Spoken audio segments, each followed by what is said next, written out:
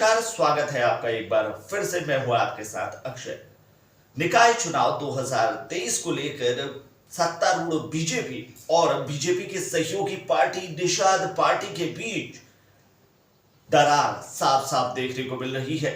दरअसल बीजेपी और निषाद पार्टी ने एक साथ चुनाव लड़ने का फैसला किया था और इस फैसले को 3 अप्रैल 2023 को निषाद पार्टी के मुखिया संजय निषाद ने मोहर भी लगा दी थी। दरअसल गोरखपुर में कार्यकर्ताओं के एक सम्मेलन में निषाद पार्टी के प्रमुख डॉक्टर संजय निषाद ने इस बात का ऐलान किया था कि वो बीजेपी के साथ इस निकाय चुनाव में चुनावी समर में उतरने वाले हैं। लेकिन अचानक से बीजेपी और निषाद पार्टी के बीच ऐसी क्या वजह हो गई कि बीजेपी और निषाद पार्टी अब अलग अलग अपने प्रत्याशी उतारती हुई नजर आई है।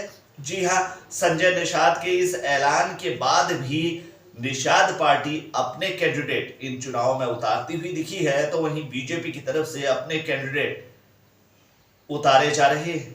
दरअसल इन चुनाव में बीजेपी की तरफ से निषाद पार्टी को तवज्जो नहीं देने की वजह से निषाद पार्टी अब अपने ही दम पर चुनाव लड़ रही है। लेकिन पार्टी के बड़े नेताओं की तरफ से अब भी इस मामले में चुप्पी साधी गई है। जी हां, उत्तर प्रदेश की राजनीति में यह बड़ा घमासान देखने को मिल रहा है, जहां बीजेपी की सहयोगी पार्टी निषाद पार्टी बीजेपी के खिलाफ ही निकाय चुनाव में उतरी हुई दिखाई दे रही है। क्या है पूरा मामला, आइए जानते हैं। निकाय चुनाव के बीच उत्तर प्रदेश में मची सियासी खलबली। निषाद पार्टी के ऐलान के बाद सियासी गलियारों में आया नया भूचाल। बीजेपी के भाव नहीं देने के बाद निषाद पार्टी ने उठाया बड़ा कदम। जी हां, उत्तर प्रदेश निकाय चुनाव 2023 के बीच ये बड़ी खबर निकलकर सामने आ रही है, जब कार्यकर्ताओं की नाराजगी और भाजपा के तवज्जो नहीं देने के बाद निषाद पार्टी ने अपने ही सिंबल पर चुनाव लड़ने के लिए गोरखपुर ही नहीं बल्कि कई और जिलों के प्रत्याशियों के नाम की भी घोषणा कर दी है।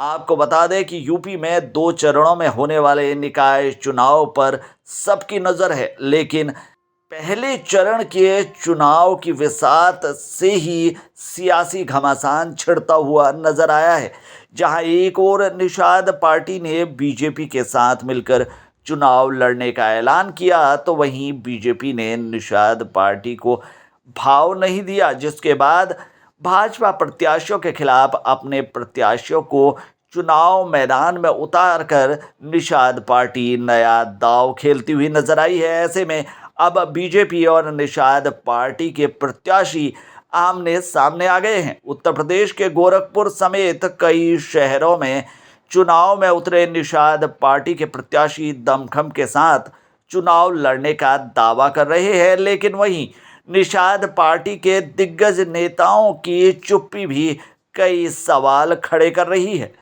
यूपी की बीजेपी कैबिनेट में काबीना मंत्री और निषाद पार्टी के राष्ट्रीय अध्यक्ष डॉक्टर संजय निषाद ने 3 अप्रैल को गोरखपुर में निषाद पार्टी के कार्यकर्ताओं की बैठक की थी। इस बैठक में उन्होंने बीजेपी के साथ मिलकर चुनाव लड़ने का ऐलान भी किया था। कार्यकर्ताओं में जोश भरने के साथ ही उन्होंने कहा था कि वे बातचीत के बाद तय कर लेंगे कि किस सीट पर उनकी पार्टी की दावेदारी मजबूत है।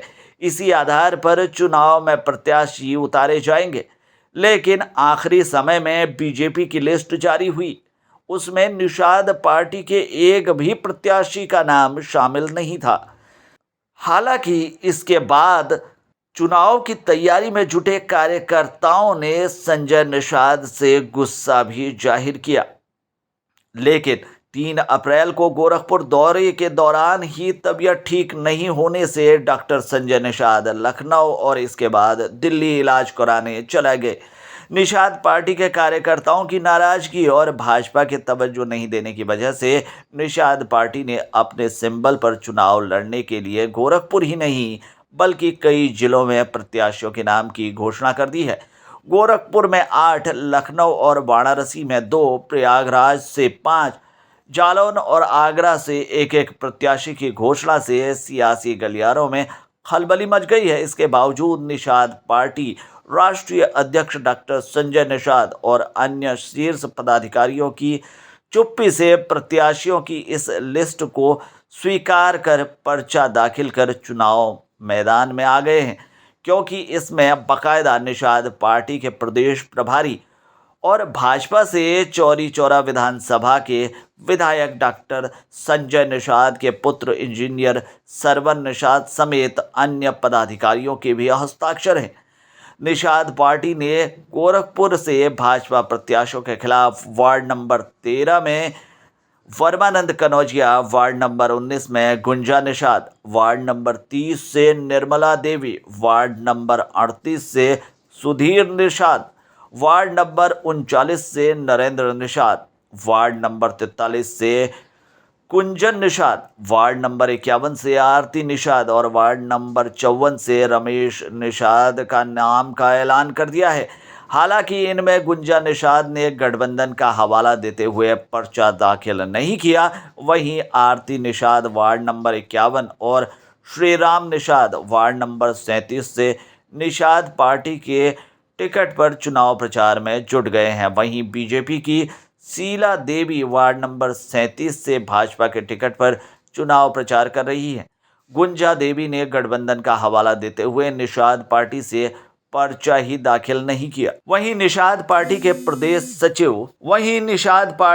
प्रदेश सचिव राजेश कुमार निषाद और निषाद पार्टी महिला प्रकोष्ठ की प्रदेश सचिव रंभा निषाद प्रत्याशियों के प्रचार में जी जान से जुटे हुए हैं। वो कहते हैं कि जब भाजपा ने उनके प्रत्याशियों को टिकट नहीं दिया तो उनकी पार्टी ने प्रत्याशियों को मैदान में उतारा है। वो जमकर चुनाव प्रचार में जुटे हैं, उन्हें जीत पर पूरा विश्वास है। उनके प्रत्याशी भाजपा के प्रत्याशियों को करारी शिकस्त देंगे। वहीं आरती निषाद का समर्थन करने वाले राजू निषाद ने कहा कि वे आरती निषाद के साथ है, उन्हें उनकी जीत पर पूरा विश्वास है। उसके साथ ही चुनाव प्रचार कर रहे हैं। भाजपा महानगर के जिला महामंत्री गजेंद्र सिंह भाजपा के वार्ड नंबर 37 से प्रत्याशी अपनी भाभी शीला देवी के प्रचार में जुटे हुए हैं। वो कहते हैं कि निषाद पार्टी ने प्रदेश के कई जिलों में प्रत्याशी उतारे हैं, लेकिन भाजपा के प्रत्याशियों को इससे नुकसान नहीं होगा, वे लोग मजबूत स्थिति में हैं। वहीं इस बीच एक घटनाक्रम सामने आया है जिसने सभी के होश उड़ा दिए हैं। वार्ड नंबर 38 से निषाद पार्टी के बैनर तले भोजन भरी थाली पर पर्चा दाखिल करने वाले प्रत्याशी सुधीर निषाद को राजघाट थाने की पुलिस ने कस्टडी में लेकर 57 ग्राम स्मैक बरामद होने के आरोप में गिरफ्तार करके शुक्रवार को जेल भेज दिया है। सुधीर निषाद राजघाट थाने के हिस्ट्री शीटर है। उसके खिलाफ 15 मुकदमे दर्ज हैं। साल 2007 में दलित लड़की के अपहरण, आबकारी और गुंडा एक्ट में उसके खिलाफ कई मामले दर्ज हैं। उसे गिरफ्तार कर जेल भेजने से मोहल्ले में लोगों में खासी नाराजगी है। तो यहाँ पर निषाद पार्टी और बीजेपी के बीच तगड़ी रार सामने आई है और ये कहीं ना कहीं चुनाव में दोनों पार्टियों को नुकसान करती हुई नजर आ रही है। फिलहाल के लिए इस खबर में इतना ही। बाकी खबरों के लिए बने रहिए हमारे साथ, देखते रहिए हमारे चैनल को, क्योंकि यहाँ मिलेंगी आपको तमाम बड़ी खबरें जो आपसे रखती हैं सरोकार।